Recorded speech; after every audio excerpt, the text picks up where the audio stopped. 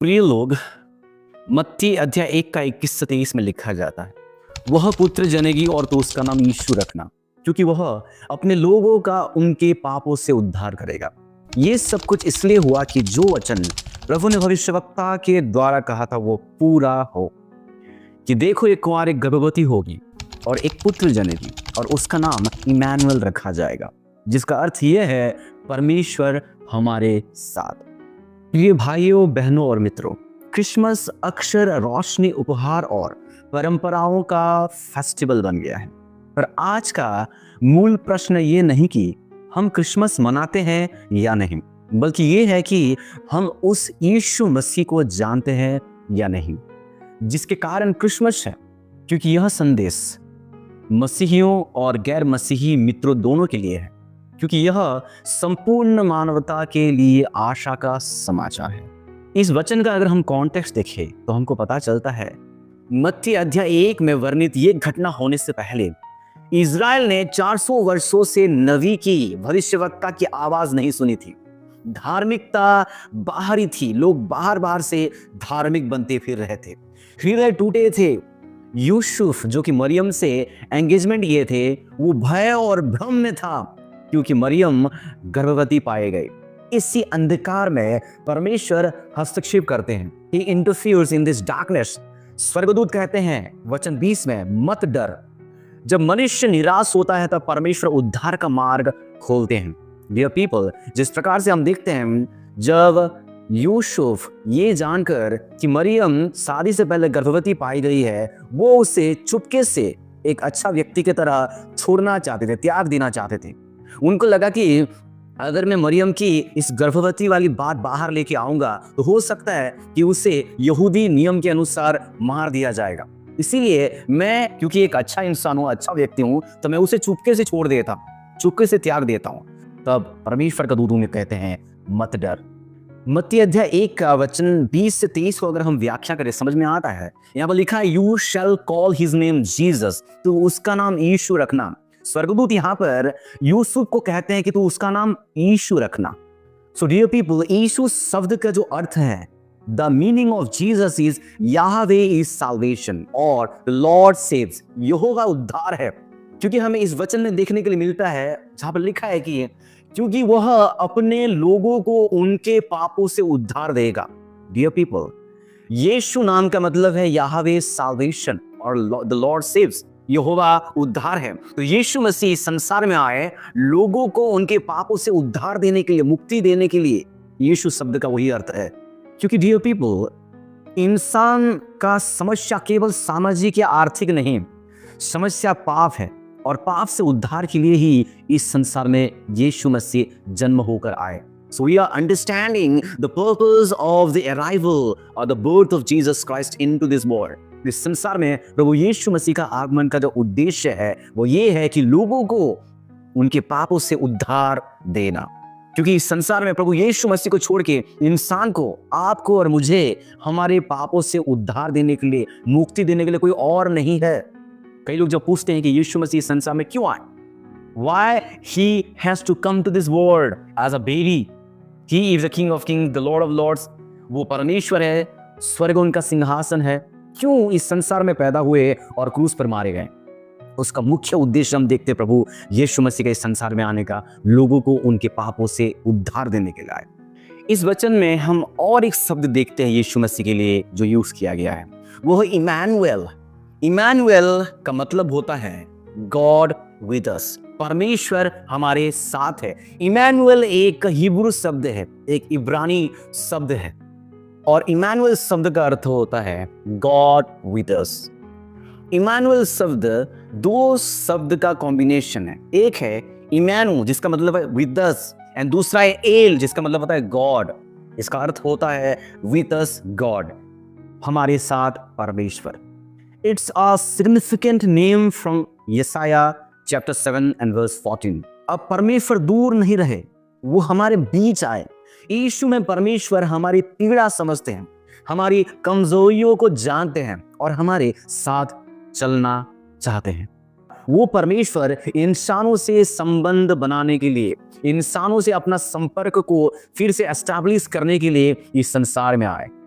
और उन्हें बोला गया इमैनुएल, जिसका अर्थ होता है साथ हमारे परमेश्वर, विथ अस गॉड। हम यशायाह भविष्यवक्ता की पुस्तक से और मत्ती की पुस्तक से ये देखते हैं कि यीशु मसीह कुंवारी के गर्भ से पैदा हुए, मतलब बिना कोई बायोलॉजिकल फादर के वो जन्म हुए। अगर हम इसको देखते हैं तो मानव जन्म के लिए पुरुष स्त्री दोनों के योगदान को आवश्यक मानता है। मनुष्य में स्वाभाविक पार्थेनोजेनेसिस संभव नहीं, मतलब केवल वुमन बिना कोई मर्द के इन्वॉल्वमेंट के बच्चा पैदा नहीं कर सकती है। इसलिए कुंवारी जन्म प्राकृतिक यानी कि नेचुरल नियमों से परे एक असाधारण घटना है, एक सुपरनेचुरल घटना है। यदि परमेश्वर सृष्टि का करता है तो वह उनके नियमों से बंधा नहीं, वह उन्हें स्थापित करने वाला परमेश्वर है। Hence, Jesus was born without a biological father. इसका क्या महत्व है हमारे बाइबल में? थियोलॉजिकली इसका क्या महत्व है? मत्ती अध्याय 1:18 में हम देखते हैं कि मरियम पवित्र आत्मा की सामर्थ से गर्भवती हुई, and it is not a physical relationship but it is through the power of the Holi spirit. परमेश्वर पवित्र आत्मा के सामर्थ से वो गर्भवती हुई, और यह केवल परमेश्वर के द्वारा ही संभव है। प्रिय प्रभु यीशु मसीह का इस संसार में जन्म लेने से कई 100 साल पहले यशायाह भविष्यवाणी करती है, जो कि लिखा है यशायाह 7:14 में। इस कारण प्रभु आप ही तुमको एक चिन्ह देगा, सुनो, एक कुमारी गर्भवती होगी और पुत्र जनेगी और उसका नाम इमैनुएल रखेगी। यह दर्शाता है कि उद्धार मानव प्रयास नहीं परंतु परमेश्वर की पहल है। It is the initiative from God. और यीशु मसीह का कुंवारी गर्भ से पैदा होने का आवश्यकता इसलिए भी था क्योंकि पाप आदम के द्वारा मानवता में आया। यीशु का जन्म सामान्य वंश परंपरा से नहीं हुई, इसलिए उन्होंने पतित स्वभाव यानी कि पाप का स्वभाव को विरासत में वंशानुक्रमिक के रूप में अपने जीवन में नहीं लिया। क्योंकि इब्रानी 4:15 में लिखा जाता है, वह सब बातों में परखे गए फिर भी निष्पाप रहे। केवल निष्पाप उद्धारकर्ता ही पाप के लिए पूर्ण बलिदान हो सकता है। डियर फ्रेंड्स, अगर कोई गुलाम को गुलामी से छुड़ाना है तो उस व्यक्ति को स्वतंत्र होना बहुत ज्यादा जरूरी है। तो पापी को पापी व्यक्ति उद्धार नहीं दे सकता।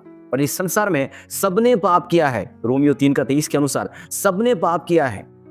इस संसार में कोई भी पवित्र व्यक्ति नहीं है जो कि किसी व्यक्ति के लिए, किसी पापी व्यक्ति के लिए उद्धार का, पश्चाताप का बलि, पाप क्षमा का बलि चढ़ा सके, एक्सेप्ट गॉड हिमसेल्फ।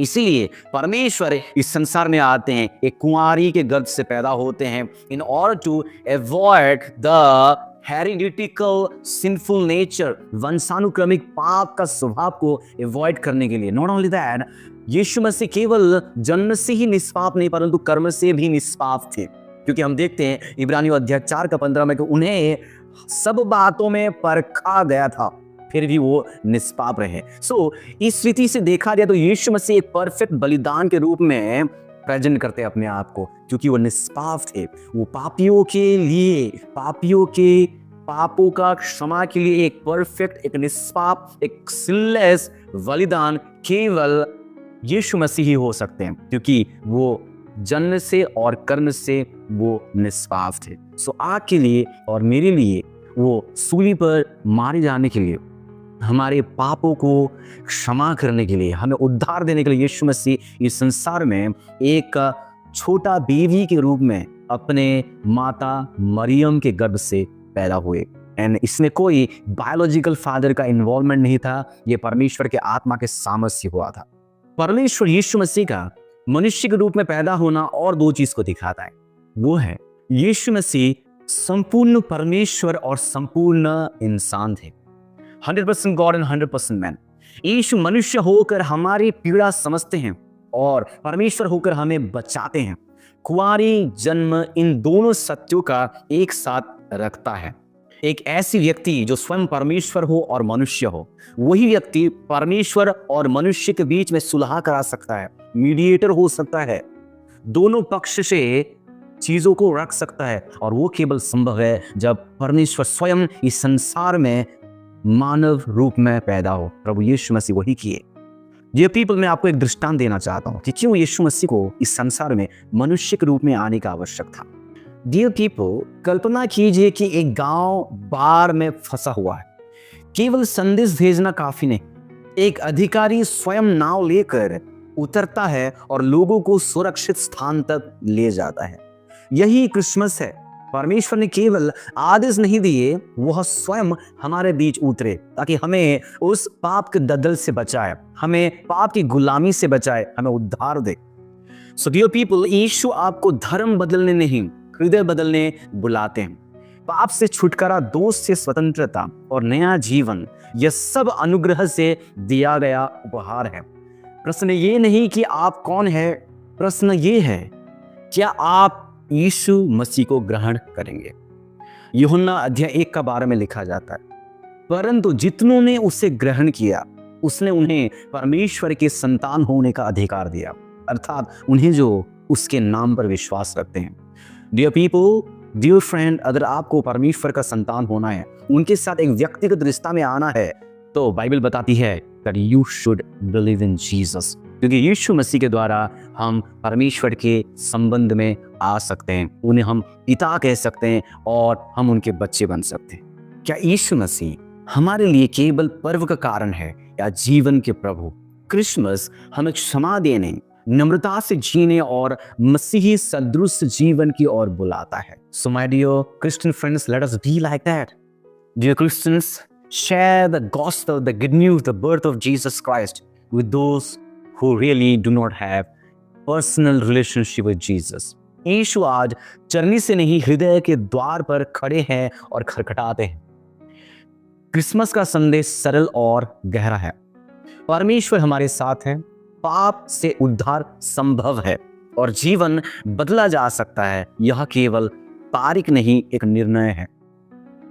अगर आप चाहते हैं माय डियर फ्रेंड्स प्रार्थना करने के लिए, यीशु मसीह को अपने जीवन के प्रभु उद्धारकर्ता के रूप में ग्रहण करने के लिए, अपने पापों की क्षमा चाहते हैं, तो मेरे साथ ये प्रार्थना करें। हे प्रभु यीशु, मैं अपना पाप स्वीकार करता हूं। मैं जानता हूं कि आपने मेरे लिए इस संसार में जन्म लिए और क्रूस पर मारे गए और तीसरे दिन जी उठे। मैं जानता हूं कि आप मेरे पाप क्षमा कर सकते हैं। मैं अपने गुनाह कबूल करता हूं। आपको मैं अपने हृदय में जन्म लेने के लिए आमंत्रण करता हूं। कृपया आप मेरे जीवन में आइए, मेरे जीवन का उद्धार करता और प्रभु बनिए, यीशु मसीह के नाम से, आमीन। Thank you so much. Merry Christmas. Christmas की पवित्र शुभकामनाएं। God bless you people.